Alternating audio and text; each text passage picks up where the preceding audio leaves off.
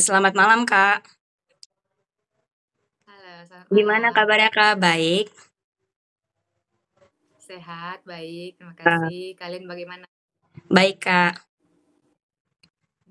Jadi, sebelum itu izinkan kami memperkenalkan diri dulu, Kak. Perkenalkan kami, mahasiswa Unimed jurusan Matematika, prodi Matematika, kelompok 1 mata kuliah Kepemimpinan. Eee, Kami ingin maksud tujuan kami mengundang Kakak ke dalam Gameit ini adalah untuk mewawancarai dalam maksud kami ada tugas proyek untuk mewawancarai suatu kepemimpinan. Apakah Kakak bersedia? Bersedia?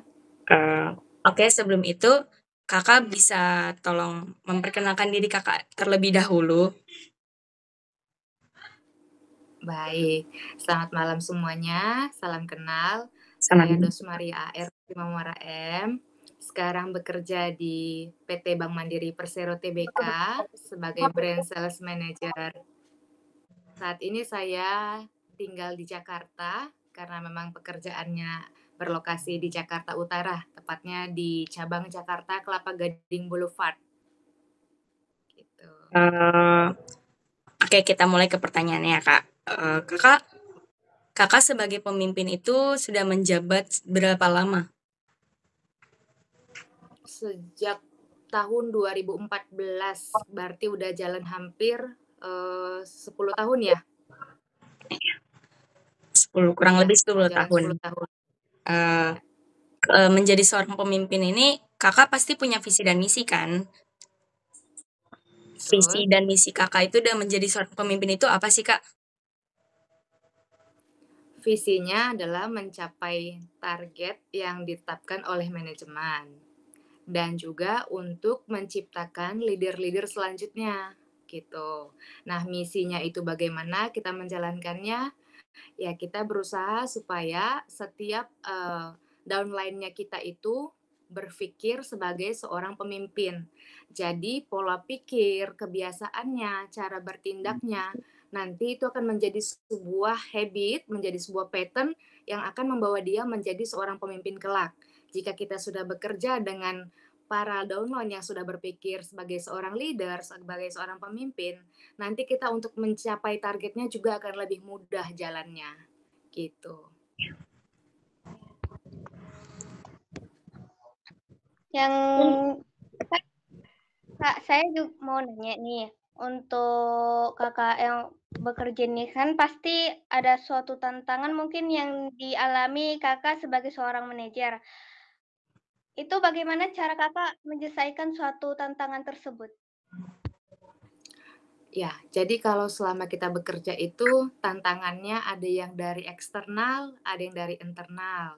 Nah, kalau yang dari internal biasanya karena kita bekerja dengan berbagai karakter ya, pegawai-pegawai dengan berbagai karakter, berbagai latar belakang. Jadi kadang-kadang kita menemukan perbedaan-perbedaan pola pikir, misalnya pendapat yang akhirnya membawa kita menjadi tantangan internal. Nah, kalau misalnya sudah ada tantangan internal seperti itu, nah kita tuh jadi kayak diskusi dulu.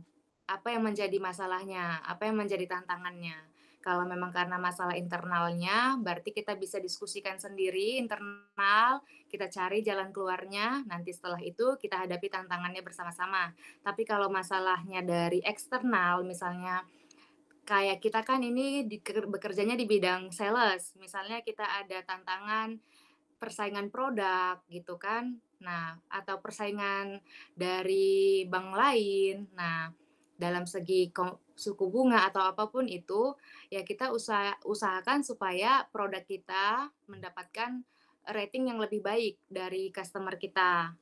Kita usahakan service kita lebih baik dari bank pesaing, seperti itu sih. Selanjutnya Kak, ini Rizky juga mau tanya, menurut Kakak tuh gambaran seperti apa kepemimpinan yang Kakak jalankan untuk sekarang ini dan kedepannya gimana?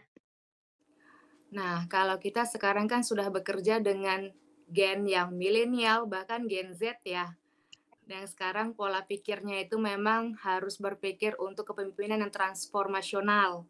di mana kita harus meng-encourage, memotivasi, dan juga menghargain para pegawai-pegawai kita, gitu. Kita juga harus membawa mereka itu untuk menyelesaikan pekerjaan harus berpikir revolusioner gitu. Jadi harus berpikir kreatif, berpikir mandiri. Kalau misalnya mereka menemukan suatu masalah atau suatu tantangan, mereka harus berpikir dulu nih bagaimana cara menyelesaikan masalah itu. Kalau memang mereka nanti sudah ada gambaran, nah di situ kita diskusi dan kita sebagai seorang leadernya makin memantapkan bagaimana caranya supaya mereka dapat mengatasi masalah-masalah atau tantangan itu.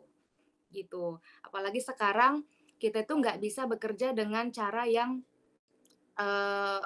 otoriter ya. Kalau saya pengalaman pribadi nih bekerja dengan Gen Z terutama itu kita harus benar-benar meng-encourage dan memotivasi. Nggak bisa yang otoriter kayak punya hierarki antara bos dan bawahan, itu nggak bisa sekarang ini. Kita tuh harus menjadi partner, mitra, rekan kerja yang betul-betul kayak duduk bareng, diskusi bareng gitu.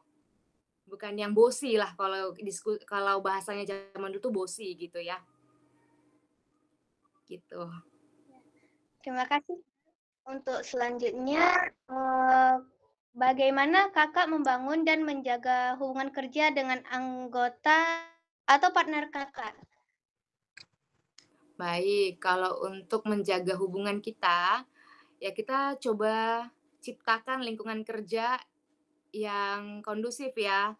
Lingkungan kerja yang enak hubungannya, yang bisa diskusi tentang apapun, nggak hanya masalah tentang pekerjaan, tapi tentang apapun kita bisa diskusi, kita bisa duduk bareng, kadang-kadang kita bahkan buat games-games kecil yang tetap membuat kita lebih kompak gitu. Jadi kalau misalnya kita sebagai tim aja udah enak, udah engage, nah untuk mencapai sasaran kerjanya juga kita jadi lebih enak, lebih gampang kerjasamanya gitu.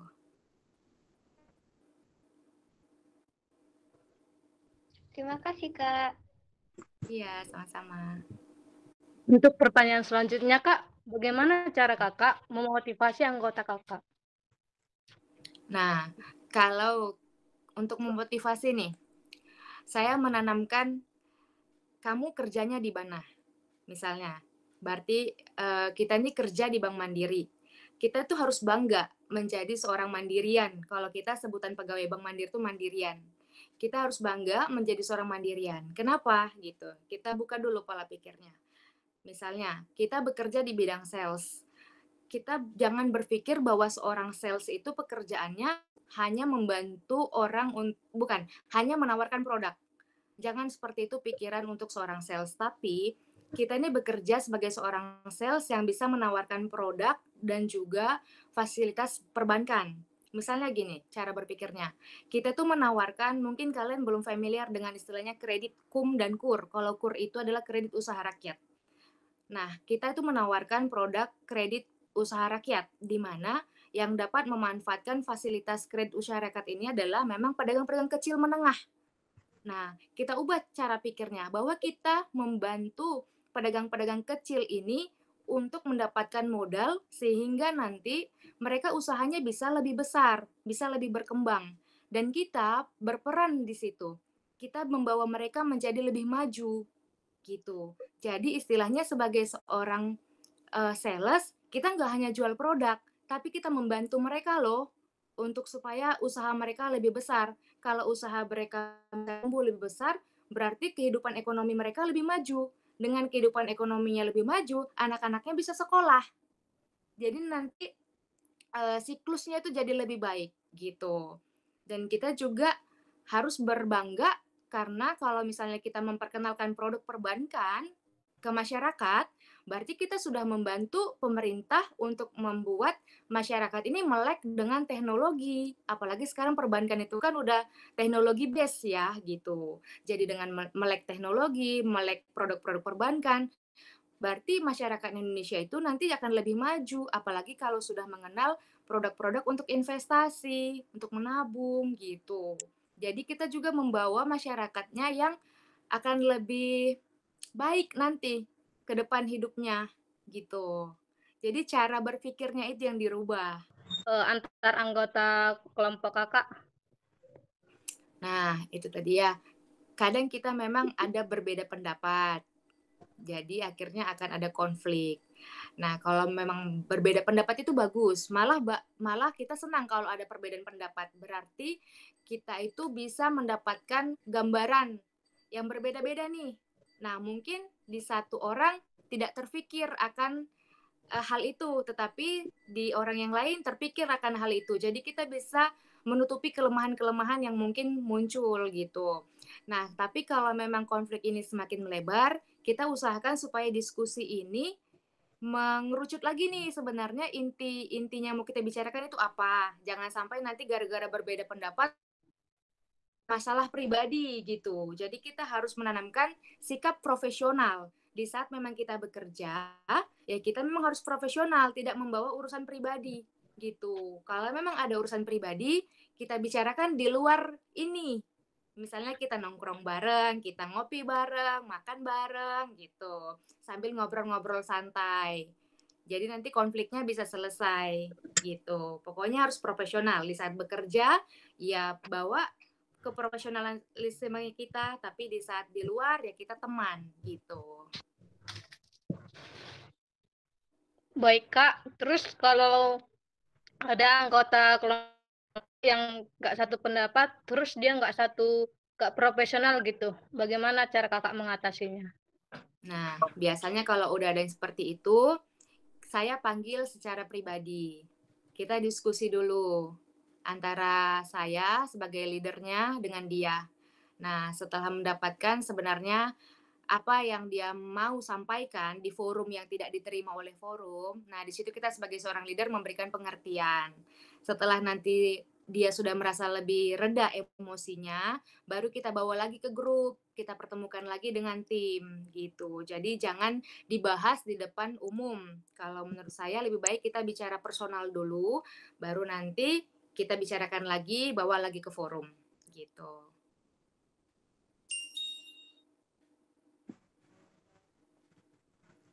Ada lagi yang mau ditanyakan? Baik Kak, kita langsung masuk ke pertanyaan selanjutnya. Boleh. Tentu dalam pekerjaan itu ada tujuan yang harus dicapai. Ya. Jadi bagaimana cara Kakak mengelola bawahan atau tim untuk mencapai tujuan tersebut? Oke, kita memang bekerja ada targetnya ya. Nah, kalau di kita itu targetnya itu udah dibagi per pegawai, per sales misalnya. Nah, jadi setiap akhir bulan kita harus mencapai target yang sudah ditetapkan itu. Tapi caranya supaya ini on track, kita per minggu itu ada review. Jadi misalnya seminggu 2 kali kita itu kita adakan meeting untuk mereview. Misalnya di minggu ini di hari Senin apa yang mau kita kejar, bagaimana progresnya. Kemudian di hari Rabu nanti kita review lagi. Dari Senin ke Rabu ini apa kira-kira tantangannya, apa kira-kira kesulitan yang dihadapin. Jadi kita bisa langsung segera eksekusi. Nah, kemudian begitupun nanti sampai mendekati akhir bulan, di akhir minggu keempat atau kelima, jadi kita harapkan target bulanan kita itu sudah bisa tercapai. Jadi kita tetapkan dulu target masing-masing individu, kemudian setiap minggu kita adakan meeting untuk mereview. Gitu. Jadi kita tetap on track untuk mencapai sasaran kerjanya. Pertanyaan selanjutnya Kak, jadi pemimpin ini selalu memberikan tugas kepada bawahan ya kan. Jadi ketika bawahan diberikan tugas dan bawahan tersebut tidak melaksanakan dengan baik tugas tersebut, apa kebijakan yang akan Kakak lakukan? Oke, kalau itu biasanya memang kita akan adakan coaching. Kalau kita sih istilahnya development dialog ya. Tapi mungkin familiar kayak caranya itu kayak semacam coaching. Development dialog itu kita panggil satu persatu. Ya kita tanyakan lagi, kendala dia apa sampai tidak mencapai target yang sudah diberikan. Nah, kalau memang dari kendala-kendala itu ada hal-hal yang sekiranya memang kita harus support, ya kita harus support. Sebagai seorang pemimpin kita harus sediakan jalan, jangan mau hanya hasilnya doang, tapi kita harus bantu juga untuk menyediakan jalan mencapainya bagaimana. Nah, gitu. Jadi kita tuh ada yang namanya development dialog. Jadi kita bisa tahu kemampuan downline kita ini, kemudian tahu hal-hal apa yang membuat dia merasa tidak sanggup atau tidak bisa, sehingga dia tidak mencapai target. Gitu. Perhatian. Sesi. Ada lagi pertanyaannya? Sesi. Kayaknya mati ya. Iya. Kakak kan seorang pemimpin, pasti ada kebijakan dalam kepemimpinan kakak. Tolong sebutkan kebijakan dalam kepemimpinan kakak sebagai seorang manajer. Nah, mungkin kebijakannya menyangkut yang tadi ya. Kalau misalnya ada pegawai kita yang tidak memenuhi target yang sudah diberikan, gitu kan. Sebenarnya secara aturan, kalau misalnya dia 3 bulan berturut-turut tidak achieve, tidak mencapai target, dia harus sudah diterminasi, gitu. Tapi sebagai seorang leader, kita itu harus memiliki kebijakan. Kita harus melihat dulu sebenarnya pegawai kita ini memang tidak mau bekerja atau memang dia sudah berusaha, namun memang mungkin caranya belum tepat sehingga belum bisa mencapai sasaran gitu. Jadi kita juga harus bisa melihat sebenarnya kita masih bisa mempertimbangkan dia atau tidak untuk bekerja. Itu salah satu kebijakannya. Kemudian untuk masalah-masalah juga proses, progres dalam bekerja, itu juga kita harus ada kebijakan karena kadang-kadang di lapangan itu ada beberapa hal yang membuat misalnya pegawai kita jadi tidak bisa datang ke kantor gitu. Nah, kebijakan-kebijakan seperti itu juga harus kita pertimbangkan. Kita harus tahu cara memitigasi supaya dia tetap bekerja efektif, tapi memang mungkin tidak harus ke kantor gitu kan. Kayak sekarang ada work from home gitu kan ya. Nah, kita kan sudah disediakan juga dengan teknologi kayak Google Maps misalnya. Kemudian kayak kamera yang ada Google Maps-nya tuh kan, kalau misalnya dia bilang, saya tidak bisa ke kantor karena ini, karena itu, ya kita bisa hatikan, coba share lokasi terakhir atau foto di tempat yang ada kamera Gmaps-nya gitu. Seperti itu biasanya kebijakan-kebijakan di lapangan yang kita ambil. Baik, lalu Kak, menurut kakak menjadi pemimpin itu harus memiliki bakat sejak lahir nggak, atau seperti karisma yang kakak rasakan sekarang? Oke, kalau untuk menjadi seorang pemimpin itu menurut saya sebenarnya bisa dipelajari, bisa diasah, tidak mesti ada bakat dari lahir. Kalau ada bakat dari lahir yaitu to give gitu. Tapi seorang pemimpin itu bisa belajar untuk menjadi seorang pemimpin. Karena apa? Karena kita itu bisa dibekali dengan training. Kita bisa dibekali dengan edukasi-edukasi kepemimpinan saat ini. Gitu. Jadi jangan berpikir bahwa aku tidak dilahirkan sebagai seorang pemimpin. Nggak boleh gitu berpikirnya. Kita itu semua bisa menjadi seorang pemimpin. Karena untuk diri kita sendiri aja, kita itu adalah pemimpin. Misalnya, bangun pagi, kita bisa milih loh, bangun pagi tanpa beresin tempat tidur atau dengan membereskan tempat tidur. Kalau kita memang berpikir kita bukan pemimpin, ya kita akan kalah dengan pikiran kita, ya udahlah, tidak usah dibereskan tempat tidurnya gitu. Tapi kalau kita mau jadi pemimpin, kita harus bisa memimpin pikiran kita sendiri. Kayaknya lebih enak, lebih rapi kalau aku berangkat tapi tempat tidurku udah rapi gitu.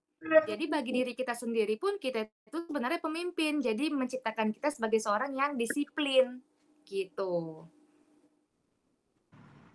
Baik, lalu kan kakak pemimpin nih, pasti ada hal yang nggak sesuai rencana kakak, sehingga menimbulkan pasti memiliki tekanan dan bahkan sampai stres. Bagaimana cara kakak untuk mengatasi tekanan dan sampai stres gitu?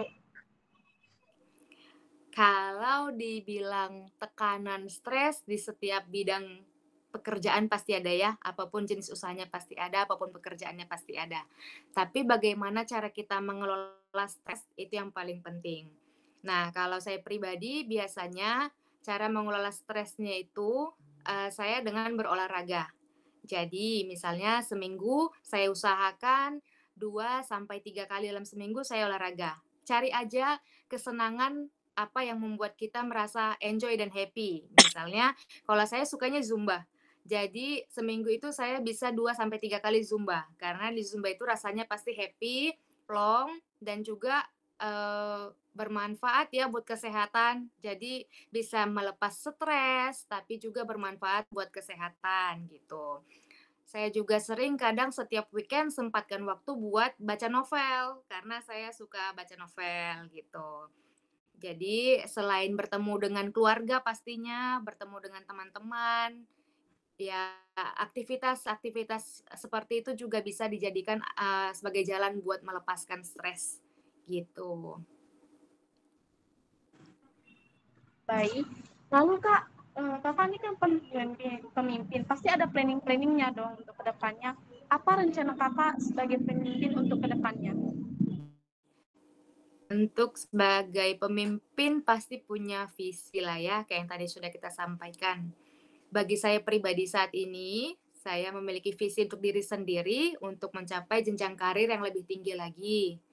Kalau untuk perusahaan, saya berusaha untuk menetapkan target-target yang udah ditetapkan oleh manajemen gitu. Karena kan kita bekerja itu kayak ini mendekati Desember nih, pasti kita udah due date nih buat target kan gitu. Jadi itu kita berusaha untuk supaya mencapai target sampai dengan akhir tahun ini gitu. Tapi kalau untuk saya pribadi pun saya punya tanggung jawab bahwa saya harus menciptakan pemimpin-pemimpin lain lagi gitu. Jadi pegawai-pegawai kita itu kita ajarkan supaya nanti mereka kelak pun akan menjadi seorang pemimpin gitu. Ya, pertanyaannya sudah habis Kak. Mungkin kami ingin berterima kasih banyak kepada Kakak karena Kakak ingin meluangkan waktunya, ingin membantu kami dalam memenuhi tugas kami. Sebelum kita tutup, mungkin kita bisa dokumentasi dulu Kak. Oh iya, boleh. Ya semuanya. 1, 2, 3. Lagi. 3. Oke. Udah Kak. Oke, terima kasih ya. Terima kasih banyak ya Kak.